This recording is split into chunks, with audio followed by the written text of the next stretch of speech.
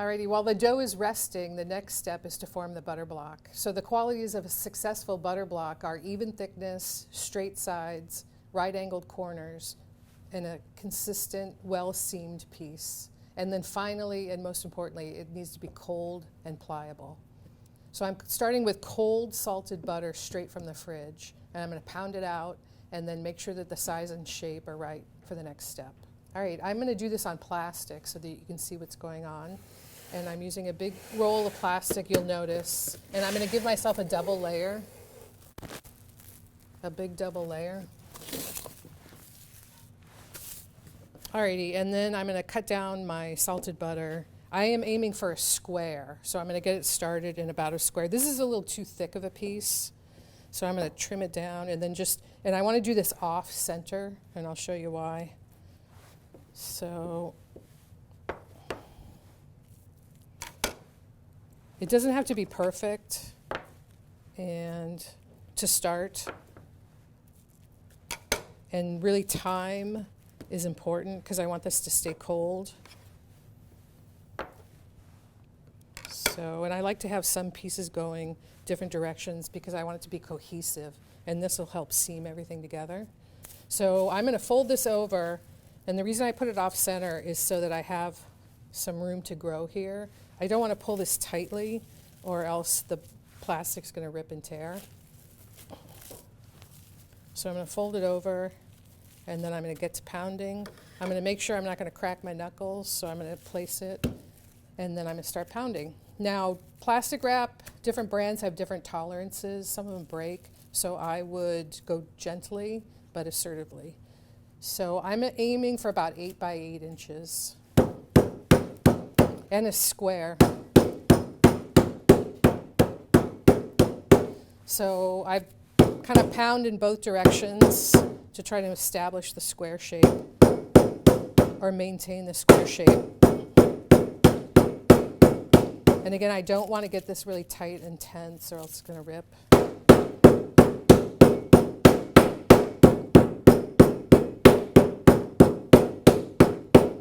And it's a good idea, just check your dimensions just to make sure it doesn't get away from you. So I'm about 7.5 by about 8. And then at least once during the process, I would flip it over and see what's going on and kind of carefully peel back the plastic so it doesn't tear. I can kind of see where the pieces are joined, and I kind of want to work on that. So I take the edge and kind of seam it together. And then I can kind of see, I'm going to start working on some straight sides, and I can build up any kind of thin corners or take away any fat corners.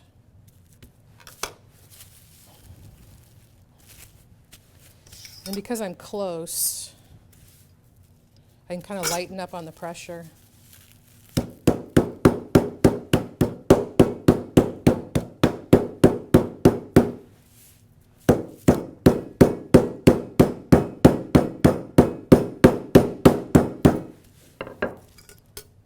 So I'm at 8 by a little over 8, and so now I just mostly need to detail it. So peel it back really carefully so it doesn't tear. And then I've got some texture going on here. I can seam that. I can straighten out these sides. And then I always want to come back and get this.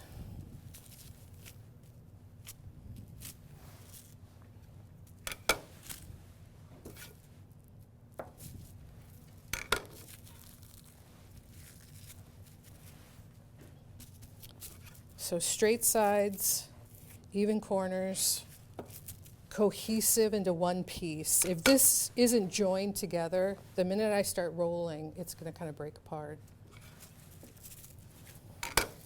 I can do a lot of detailing through the plastic too. And I really like the shape, but I've got a ton of texture, so I'm just going to kind of roll that out. And again, the dowel is the best for this process.